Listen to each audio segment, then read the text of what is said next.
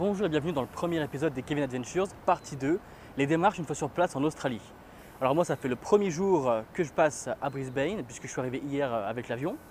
Donc je fais les démarches qu'il faut, la banque, le téléphone, et d'ailleurs le téléphone, on va en parler maintenant. J'ai donc payé 30 $ au vendeur qui m'a demandé mon passeport pour prendre mon numéro d'identité. Et ensuite, en 5 minutes, c'était réglé. Donc maintenant j'ai un numéro australien. Mon numéro français n'existe plus et donc je peux téléphoner n'importe qui, n'importe quand avec des offres magnifiques. Avec ce forfait, je paye 30 $ et j'ai 250 $ de crédit qui me permettent de téléphoner et d'envoyer des SMS à qui je veux et quand je veux avec 400 mégas de données. Bon, 400 mégas c'est pas énorme, pour ce que je ferai ici, recevoir des mails, ça sera super pratique. Donc maintenant que j'ai mon numéro de téléphone australien, je me dirige vers une banque australienne qui me permettra d'obtenir ma carte bancaire et de pouvoir passer à la suite. C'est encore moi, alors je me trouve dans un petit parc botanique, on va dire ça comme ça. C'est un petit parc vachement vert, avec beaucoup de choses autour de nous, beaucoup d'animaux. Et je vais vous parler un peu de l'ouverture du compte bancaire que je viens de terminer. Donc je me suis rendu dans la banque Westpac, qui est affiliée avec la BNP française. De là, j'ai demandé à ouvrir un compte bancaire tout simplement en tant que Working Holiday Visa. Et c'était très rapide, environ 20 minutes pour le faire. Le banquier m'a demandé des informations un peu comme mon type de visa, combien de temps je restais, mon numéro de téléphone, mon adresse australienne puisqu'il en faut une.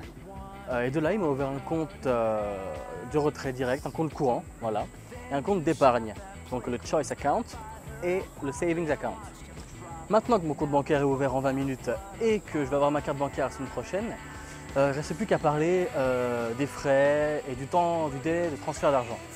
Alors tout bêtement, mon argent, je vais le transférer dès ce soir sur le compte australien, mais le temps que ça se passe, ça va prendre une semaine. Donc bon, prévoyez un peu de liquide sur vous avant, sinon vous allez galérer pendant une semaine pour votre logement, pour tous vos frais que vous aurez quoi. C'est à 30 € que j'ai dû mettre pour le téléphone tout à l'heure, je ne m'attendais pas à sortir tout de suite en fait. C'est con mais je ne m'attendais pas à sortir maintenant.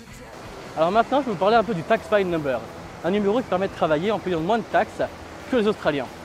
Donc une fois que cette demande est faite sur internet, vous devez attendre un certain nombre de jours, ça dépend, 1, 2, 3 semaines, ça dépend vraiment du temps de dossier à faire. Et de là, vous recevrez à une adresse australienne que vous aurez demandé sur internet au préalable. Alors pour faire votre demande de Tax File Number, vous vous rendez sur le site internet qui s'affiche directement au-dessus de moi et un formulaire est à remplir une fois que vous êtes en Australie. Inutile de le commencer avant d'arriver en Australie, le formulaire sera bloqué, vous ne pourrez pas le faire. Donc attendez d'y être, votre numéro de passeport sera automatiquement reconnu comme étant en Australie, donc de là vous pourrez le remplir. Et après il y aura le délai d'attente, voilà. Donc maintenant ça y est, vous avez les bases pour pouvoir arriver en Australie sainement et faire ce qu'il faut une fois sur place. Donc à vous de tout faire en sorte pour que dès les premiers jours de votre arrivée, vous ayez tout fait, la banque, le téléphone, le Tax File Number, et que vous ayez à l'avance préparé votre voyage. Voilà, rien de plus simple.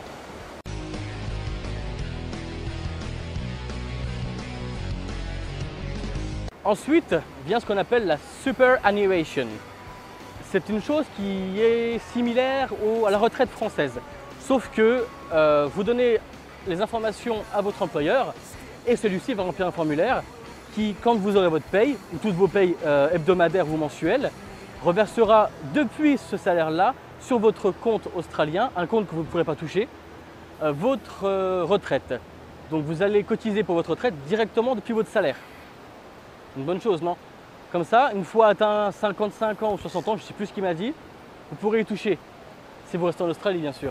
Sinon, si vous décidez de partir au bout d'un an, 6 mois, 8 mois de l'Australie, demandez à ce qu'on vous rende ces taxes-là, cet argent-là.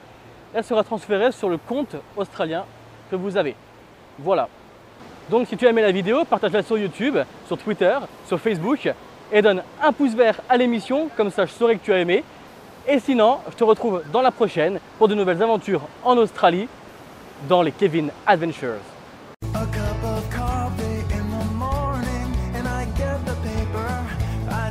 Le Choice Account et le Savings Account. Le Choice, c'est la compte de compte courant. Allez, vite, bébé, bébé.